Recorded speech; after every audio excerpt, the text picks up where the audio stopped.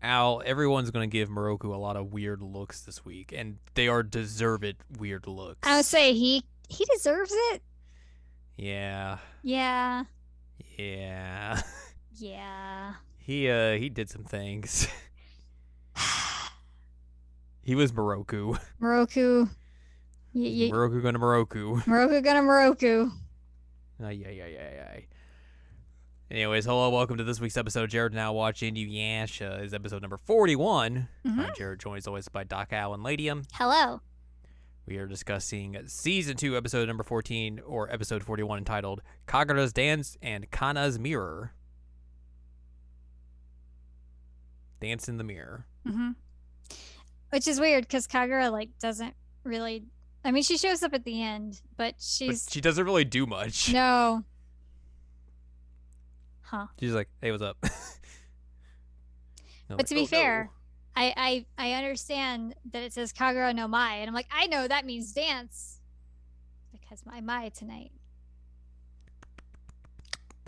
Bringing the love live. Good job. Yay.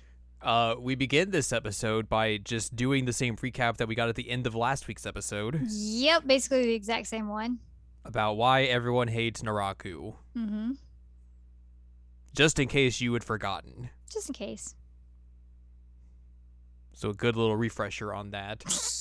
Afterwards, they're treating Inuyasha's wounds. They got a big old X bandage on his belly. And everyone's trying to figure out what's up with Kagura. Mm-hmm.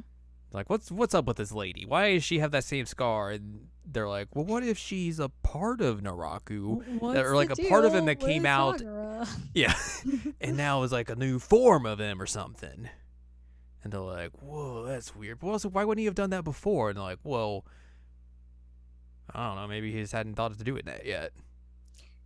Shrug shoulders. I also love that Moroku being Moroku at one point is like, well, if she has anything to do with Naraku, I'm not interested. It's like, bruh, it's not I don't want to bone that. not only about what you want to bone. I mean, if you met Moroku, that's basically all it is about. It's really all it is about. Yeah. And that's what this episode is about. It's true. It's true. Meanwhile, we go back to Naraku and Kagura's there, and he's like, hey, you gotta go do something. Your sister's also on the way. She's already been deployed. Yeah, then we see this little white-haired girl. She's got a mirror. She's got the bees with her. It's going off. We cut to, like, some weird dudes trying to pursue this young girl in the marshes. Mm-hmm. She's hiding, and they're trying to find her. They think they find her, but they find Sango. Mm-hmm. And she's like, I don't want to go with you guys. Buzz off. Like, the guy's like, take her with you. I'm like, we're going to take you with us. And then Inuyasha shows up and is like, no, you're not. I'm going to beat the crap out of all of you. Punch. Send you packing. Punch. Inuyasha, good friend. Good friend. Just shows up and is like, hey, don't take my friend away. I'm going to beat the crap out of y'all. And then they find the girl who is Koharu. She's like, yeah, that sucked anyways. And then Moroku and Kagome are walking up. She's like, oh, Moroku, Master oh my Moroku. gosh. You're back. You're back. He's like, yes, hello, I definitely know who you are. We definitely know each other, right? Huh? Yeah. The girls are like, Koharu talks about how she ran away from her village because apparently that master lord guy wanted to commit sexual assault on her. Yep. And that's real messed up. And she just beat him a bunch with some wood until he stopped moving, which, well deserved. Yes. And she's like, Moroku taking me with you. I got nowhere else to go. And he's like, by the way, you said you wanted to have my babies. And he's like, and they're like,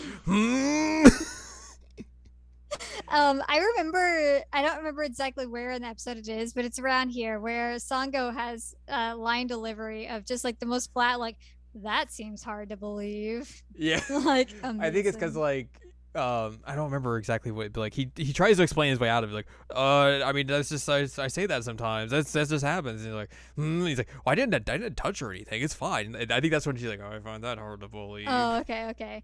And I also like that Kagome when Koharu's like telling the story about her leaving and beating the guy with firewood, she's like, okay. Good job. She has like the happiest look on her face, which I mean, again, deserved. Yeah. The best part though is just like everyone's like face whenever like Moroku gets like, or they're talking about the way like Moroku was 3 years ago, and like everyone just has like this dumbfounded like look at her like, really? Yep. Really? Which she was 11 when she first met Moroku, which would make him 15. And apparently he just never grew after being 15. He looks the exact same at 15, and it's very odd. Mm-hmm. Also, like, still weird. Oh, it's very weird. I mean, no 15-year-old boy is gonna be like, look at this 11-year-old girl. I mean, the feudal era was very bizarre. Like a lot of those time periods were where okay, fair. that would have seemed okay, but even still, very weird. Very weird. But yes, the girls get on his case about it because they're like, "Yo, what the heck? That's real messed up, dude." And she's like, "I can bear your children now." And it's like, they're like, "Huh? Excuse me." So yeah, that happens, and then they go off, or the rest of them go off, and like, or by themselves for a bit. Sango gets very mad. Right. There's the part where they're on the stairs and he's trying to explain, like, oh, I say that to every woman, and Sango's like, we haven't said that to someone except for one. He's like, Sango, will you bear my children? And she's like, no, not happening. And I was like, and yet you. And then are Yasha, the one. Kagome, and Shippo and Kira are just like, Yep. So Moroku goes off and finds some like village for her to stay in. And she's like, but when you play stay, I will be very sad. He's like, I can't. It'd be dangerous. Also, she wants to stay with the rest of them, and she's like, no, it's dangerous. You can't. Yeah, nope. No staying here. Moroku goes to like talk her down, apparently, and they're trying to spy on them, but they can't hear what they're saying. And Inuyasha's like, or one of them's like, hey, is he really talking her down? And Sango's like, well, it looks like he's more like seducing her. That kind of talk, or saying goodbye is just going to make her fall even more for him. And then Inuyasha turns back and is like, Are you I didn't jealous? know any better. I think you were jealous. She's like, no. And like, just like fire comes up and everyone's just like, like, okay, sorry, misunderstood. Inuyasha legit gets behind Kagome and is shaking. Yeah. Which is just funny because like he's able to pick out this like little thing, but like his own romantic life is like, I don't know what's going on. It's a huge mess, and he just does not understand anything. But like, there have been very subtle hints, very subtle. In fact, there are very few so far that Sango has any kind of thing for him. Mm-hmm. And yet Inuyasha's like, he's immediately like, all right, hey, what's up with this? It's like, Inuyasha, what are you doing? So the point for goofy. this is Inuyasha would be a great wingman. Yeah. I agree. He would just be terrible at his own love life. That's why Moroku's there to be his wingman. Oh, right. Except he would just steal all the ladies. Yeah, and... So he's a terrible wingman, but also kind of good, but terrible at the same time. And make everything about boning and not, like, actual romance or anything. Yep. Hey. So, again, Koharu's like, stay the night. And Moroku's like, I can't do that. And then Inuyasha sees her crying. He's like, all right, I guess we'll stay. Stop crying, okay? No crying in the morning when we leave. None. Yeah. She makes a bath for Moroku and then runs into Kanna, who uses her mirror to suck out her spirit. At what point does the whole conversation with Shippo happen? I think that's during their meal. Okay, because he says... Or some point, but yeah. He's explaining, like, things happen. You gotta be careful. And Shippo's like, what could happen? He's like, well, let me tell you. And they're like, no, don't tell him. He's too young. He's a child. No. It's really funny. It's so dumb. But yeah, they eat dinner, and then Inuyasha and Moroku realize that, like, there's something going wrong. Mm-hmm. And they go out and they see the villagers are coming to attack, but they're like under like a spell or some sort, and they're like, this is weird. So they're trying to fend them off without killing them or anything. Mm-hmm. Kagome, Shippo, and Sango are trying to find help or something because Koharu's like, oh, the elder and his wife got attacked by a demon. So they go to investigate and they find Kanna, who's like teleporting around and knocks out Sango, while Shippo tries to catch her and just gets crushed. Poor Shippo. He tried his best. And then Kagome gets her soul sucked. Yep. Because, oh my god, what's her face? What's her name? Koharu's under the influence of Kanna. Oh no. Oh no. Inuyasha and Moroku are fighting the villagers and are getting bored, or not bored, but they're getting fed up. It's like, yeah, we can't beat these guys up that much. And Moroku's like, stop fighting them that good. Stop beating them up so well. They're just humans. You're gonna kill them. And Inuyasha's like, ugh. And then Kagura shows up and is like, hey, what's up? Hey, I did this. Hey, you want to fight some more? And Inuyasha's like,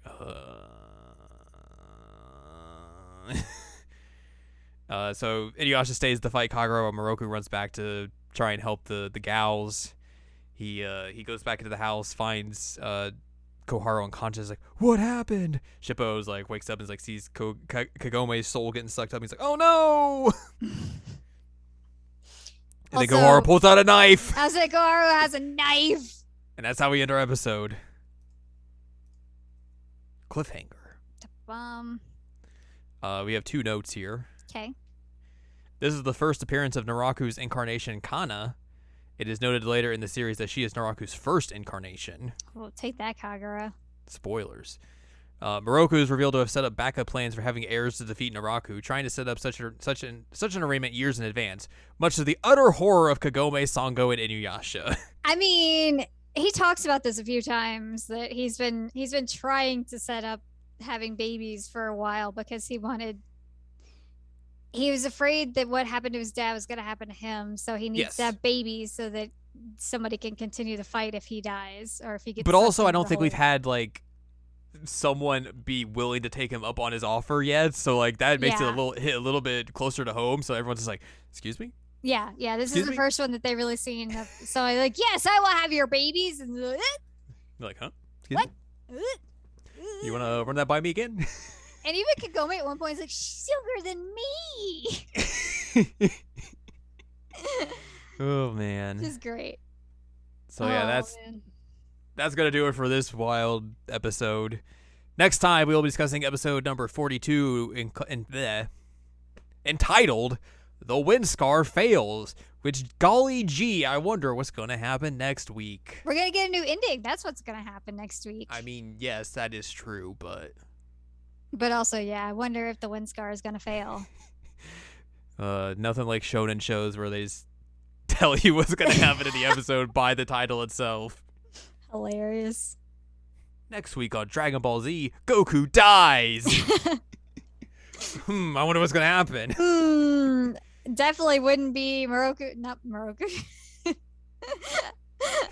Goku died. I give up.